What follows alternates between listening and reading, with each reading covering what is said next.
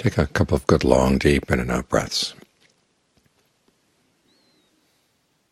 And ask yourself, where do you feel the breathing? Not just the air coming in and out through the nose, but the feeling of movement in the body, the energy coursing through the body as you breathe in, as you breathe out.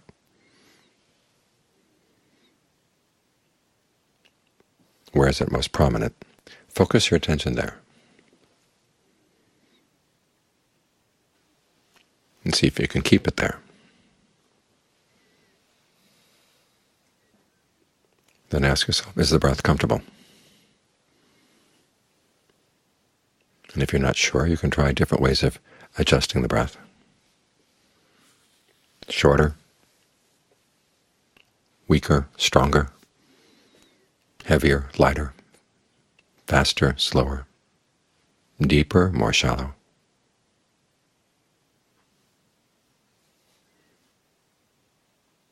Think of the breath as a whole body process. You're focused in one spot, but you can't help but feel the energy of having a body here in all the different parts.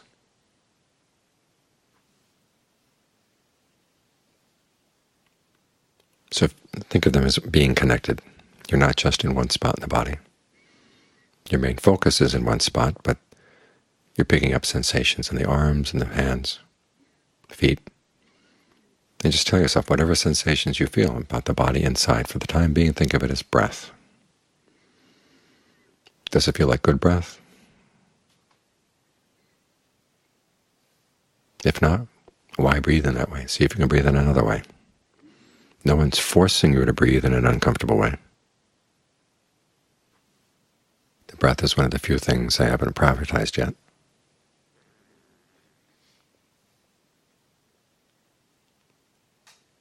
You can breathe any way you want. So what way do you want to breathe right now? Ask yourself that. What feels good? If you're feeling tired, you may want to breathe in a way that's more energizing. Feeling tense, breathe in a way that's more relaxing. Bring things into balance. So this is a good place to stay. That makes it a lot easier to stay here. If the breath feels constricted, the mind's going to want to wander off.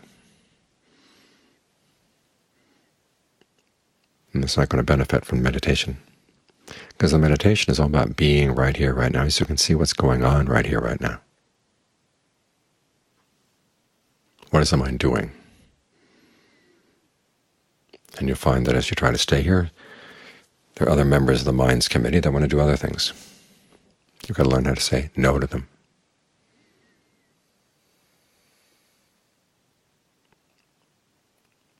And be on top of it, otherwise they'll kidnap you. It's like you're here and all of a sudden you're off someplace else. It's as if someone came up behind you and put a big sack over you, carried you off, and then deposited you someplace else. The mind can cover up its own activities from itself in just that way.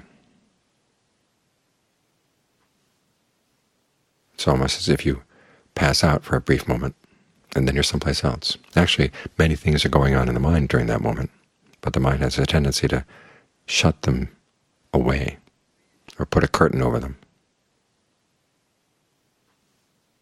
to catch you when you're unawares. So be alive to the fact that there are parts of the mind that will want to not to stay with the breath. So you've got to do everything you can to counteract that and be alert to what's going on.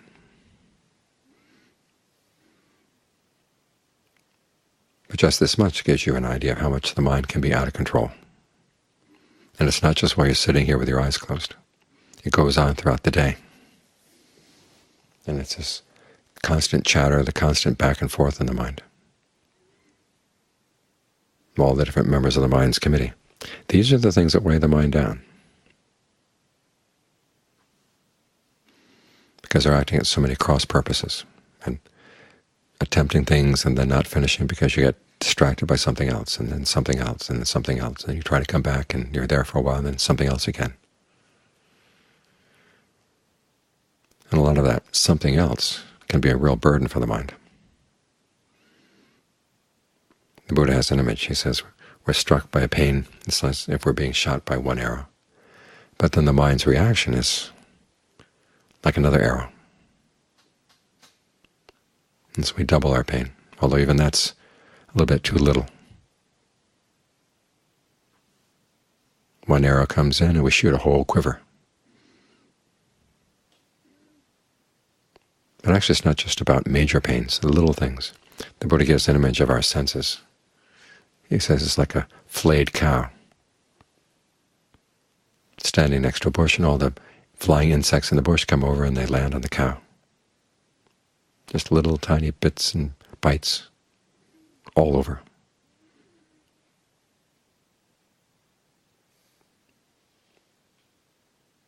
And for every little bit and bite, there seems to be an arrow. And we add extra arrows on top of that. So it's a real flurry of arrows. This is how we go through the day.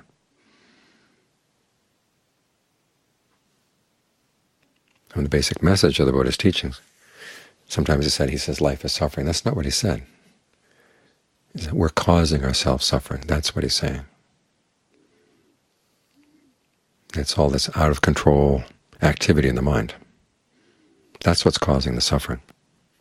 There may be little arrows coming in from outside, but they're nothing compared with the arrows with which we shoot ourselves. That's what we've got to watch out for. So we meditate to learn how to put down that bow and arrow with which we shoot ourselves and just notice what's there. And then see if we can take this skill and bring it into our lives. It's easier here in a quiet place. Not too many responsibilities. Not too much social contact. So you can see your mind, and you notice how much the mind is adding burdens on top of itself, even when you're sitting here just with your eyes closed doing nothing. Even more so when you're reacting to events around you, and events get hectic as you leave the monastery and you get out into what they call the real world.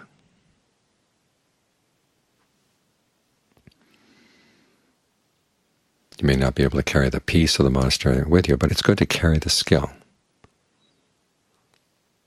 of giving the mind a place to settle down, be at home with the breath energy in the body.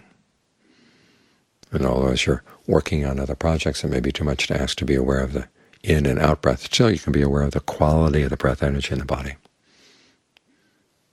As soon as you notice anything tense or tight coming up, you try to relax it. It's one of the basic skills of the meditation that's not limited just to the being on the meditation cushion or in the meditation posture. You can do that as you go through the day. Tension here, tension there, breathe through it, relax it. Don't let it build up. If you can manage to take a little meditation break every now and then, just a few minutes, enough to clear things out inside. To give your full attention to the breath. But let the breath always be in the background. Let it be the foundation on which you stand. For a lot of people, daily life is like juggling a lot of balls in the air. When we say, well, keep your mind with the breath, it sounds like there's one more ball to juggle, but actually that's not the case. It's more like the breath is where you stand, and it gives you a solid place to stand as you're juggling the balls. But also when things come up in the mind, it gives you a place to step back, to pull yourself out of whatever the burdensome thought may be.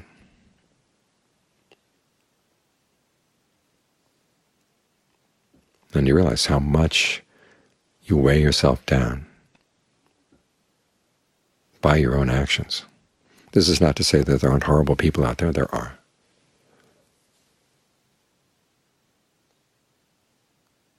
But they can't shoot your mind the way you do. You're the one who shoots deep into the mind.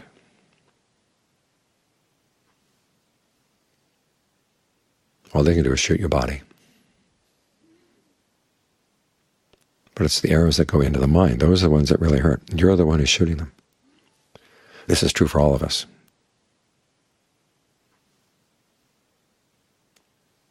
So at the very least, you want a place you can stay and take as your home basis here. Your place to stand, your safe place to be. And then try to use your insight to see if you're picking up something and stabbing yourself with it, asking yourself why. And whatever insights you can gain in that way. And they're going to be different for different people. And even for one person, they'll be different in different situations. At home, you stab yourself one way. At work, you stab yourself another way. But when you can see that you don't have to do it, and you begin to see through the part of the mind that says, yes, you've got to stab yourself with this thought. Just realizing that you are stabbing yourself, that gives you an image to work with. And you can ask yourself, why am I stabbing myself with this? Why am I stabbing myself with that? Why on earth would I want to think in those ways? And part of the mind will say, well, you have to. Or it's the only way to do it.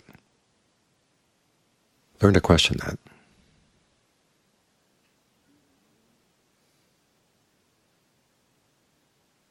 So when someone says something, okay, it can stab only as far as the ear and doesn't come into the mind. When somebody does something, you can step back from it and not take it as a personal affront. And ask yourself, is this a duty I have to attend to now, or is this something that can wait? Or is it not my duty at all? There are a lot of things going on in the world that we learn about, but they're not our duties. Just excess burdens for the mind. A lot of the news cycle is like that. There's very little news out there that's actually relevant to your life. We have this fear of missing out. And it can drive us crazy. The basic message that Buddha gave, as I said, is that we're causing ourselves suffering right here, right now. And this is the most important thing you have to worry about in the world. We tend to forget that that's the Buddha's priority. We push it back, say, well, I have to worry about this job, and I have to worry about this relationship, or this whatever. But above all, it should be priority. Your priority should be, okay, I can attend to this job, but I don't have to make myself suffer over it. That's something you have to figure out. The Buddha gives you ways of analyzing things. So you say, oh, this is a perception that I've been holding on, just an image in the mind, or a word in the mind. There's some whispering going on in the mind, what the Buddha calls directed thought and evaluation.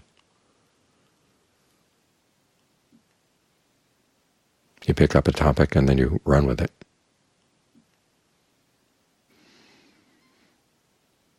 What are the perceptions that drive you crazy? There's one set that he calls the perceptions of objectification, where you turn yourself into, I am this thinker, and I have to do this, and I need this in the world in order to survive. And that kind of thinking always leads to conflict. You learn to put that I am the thinker down and just be with, okay, there's this activity in the mind and there's that activity in the mind. And these sense impressions coming in. You can break it down into little pieces like that. It's a lot easier to pull yourself out of the worlds that the mind creates out of those pieces.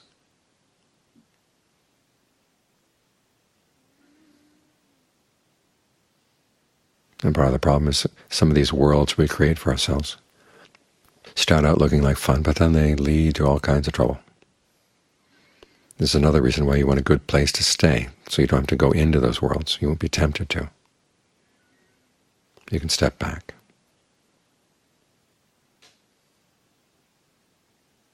Gain some distance, not only from the rest of the world, but also from your own thoughts.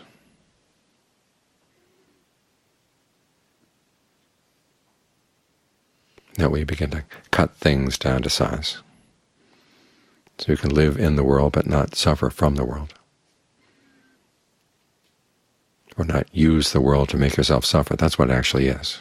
It's learning to see that. That's one of the most important insights you can gain. It's not because of the horrible things that are happening out there, or the dreary things, or the boring things, or whatever it is that's weighing the mind down. It's what we do with those things, how we stab ourselves with them. That's what makes us suffer. And that's what loads the burdens on the mind. So if you can take them apart, put them down. These things can come at you, but they'll miss. Someone says something horrible, you just watch it go right past. You don't have to suck it into the mind. This is another area where we go wrong. We tend to feed off of whatever's out there. So when other people spit out nasty things, think of a John Lee's image. It's like they spit something down on the floor and you bend down and pick it up to chew on it. And then when it makes you sick, who are you going to blame? You're the one who picked it up. So let your mind be like a vacuum cleaner, sucking things up. Let it watch things go past. And when you don't let them strike you, then you're in a much better position to respond appropriately.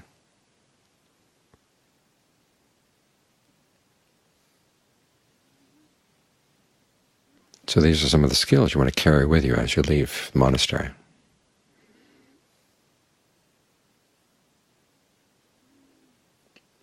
So you can stop shooting yourself with those second arrows. Because unless you do that, it's not only for your own good. You go around getting shot like that all the time. You weaken yourself and you have to depend more and more on other people.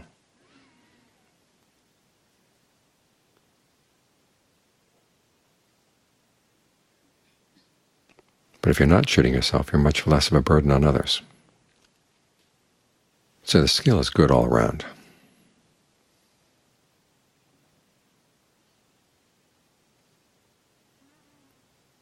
And it's simply a question of to what extent we can remember to carry it with us as we go. And develop our own ingenuity in finding ways to apply it to our own particular arrows and our own particular situation.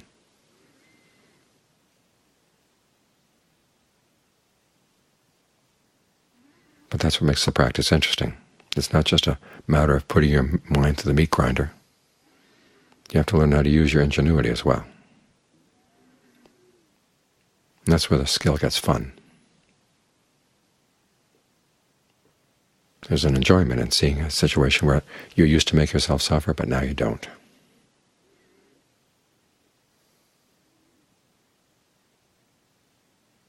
And you can see little pieces of the burdens that you've been placing on the mind fall away.